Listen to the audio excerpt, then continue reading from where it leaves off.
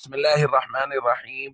عن كعب بن مرة رضي الله تعالى عنه قال قال رسول الله صلى الله تعالى عليه وسلم: من شاب شيبة في الإسلام كانت له نورا يوم القيامة. رواہ الترمذی۔ نبی کریم صلی اللہ علیہ وسلم نے ارشاد فرمایا، جو شخص اسلام میں بوڑھا ہو گیا یہ بڑھاپا اس کے لیے قیامت کے دن نور ہوگا۔ دوستو، جس شخص کے بالوں کی سیاہی سفیدی میں تبدیل ہوئی ارکان اسلام اور فرائض اسلام کو ادا کرتے ہوئے، یعنی شریعت کے مکمل احکام کی پابندی اور پاسداری کرتے ہوئے وہ جوانی سے بڑھاپے کی دہلیز پر پہنچ گیا، تو یہ بڑھاپا قیامت کے دن اس کے لیے نور ہوگا۔ اور یہاں آپ دیکھیے لفظ اسلام استعمال ہوا ہے، من شاب شیبۃ فی الاسلام۔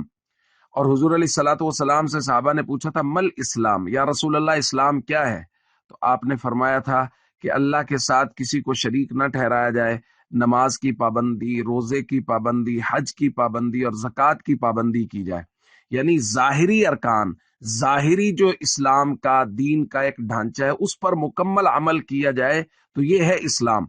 تو اس لیے یہاں مراد وہ لوگ ہیں جن کی جوانی، بھرپور جوانی جن کی گزری اس حال میں کہ وہ راتوں کو مصلوں پر تھے، ان کی نمازیں بھرپور طریقے سے پوری تھی، اگر وہ مالدار تھے تو وہ زکوٰۃ بھرپور طریقے سے ادا کرتے تھے، ان کے لیے یہ فضیلت ہے کہ قیامت کے دن ان کا بڑھاپا ان کے لیے نور ہوگا۔ اور دوسری بات میں حضور علیہ الصلوۃ والسلام نے فرمایا ما من مسلم یشیب شیبۃ فی الاسلام، جو مسلمان اسلام میں بوڑھا ہو گیا، اس کے بالوں کی سفیدی، سیاہی سفیدی میں اسلام میں بدلی، الا کتب لہ بہا حسنہ، اس کے لیے ہر بال کے بدلے میں ایک نیکی لکھی جائے گی، ورفع بہا درجہ، اور ایک درجہ بلند کیا جائے گا، او حط عنہ بہا خطیہ، اور ایک گناہ معاف کیا جائے گا۔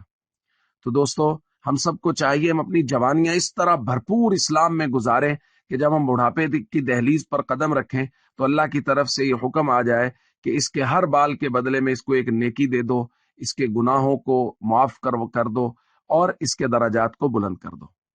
السلام علیکم ورحمۃ اللہ وبرکاتہ۔